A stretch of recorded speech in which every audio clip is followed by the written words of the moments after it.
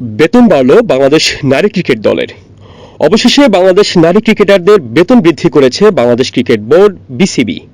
এছাড়া এখন থেকে ম্যাচ ও সিরিজ জয়ের জন্য সুনির্দিষ্ট পরিমাণ বোনাসও পাবেন খেলোয়াড়েরা।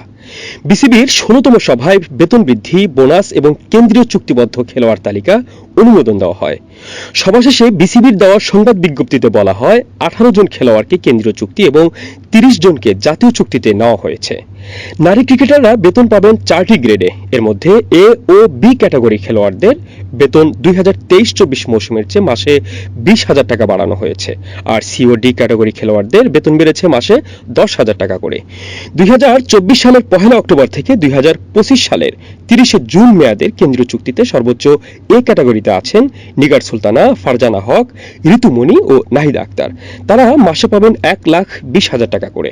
সর্বনিম্ন ডি ক্যাটাগরিতে থাকা স্বর্ণা আক্তার ও দিশা বিশ্বাসরা পাবেন মাসে ৬০,০০০ টাকা করে।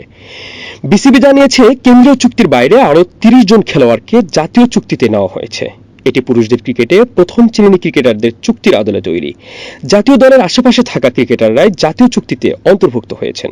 এর মধ্যে সাবেক অধিনায়ক সালমা খাতুন এবং রুমানা আহমেদরাও আছেন চুক্তিতে। জাতীয় চুক্তির মেয়াদ ২০২৪ সালের ১ নভেম্বর থেকে ২০২৫ সালের ৩০ জুন পর্যন্ত।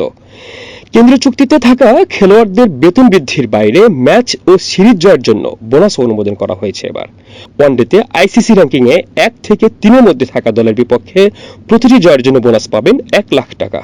র্যাঙ্কিংয়ের ৪ থেকে ৬ নম্বর দলের বিপক্ষে জয় পাবেন ৭৫,০০০ এবং ৭ থেকে ৯ নম্বর দলের বিপক্ষে জয়ের জন্য পাবেন ৫০,০০০ টাকা করে।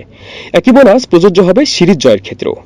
টি-টোয়েন্টি ক্রিকেটে প্রতিটি ম্যাচ জয়ের জন্য বোনাস পাবেন র্যাঙ্কিংয়ে ১ থেকে ৩-এর মধ্যে থাকা যথাক্রমে ৫০,০০০, ৪ থেকে ৬-এর জন্য ৩৫,০০০ ও ৭ থেকে ৯-এর জন্য পাবেন ৩০,০০০ টাকা। সিরিজ জিতলেও পাওয়া যাবে সমপরিমাণ বোনাস। শাহ মোহাম্মদ অলিউল্লাহ, তরঙ্গ টিভি।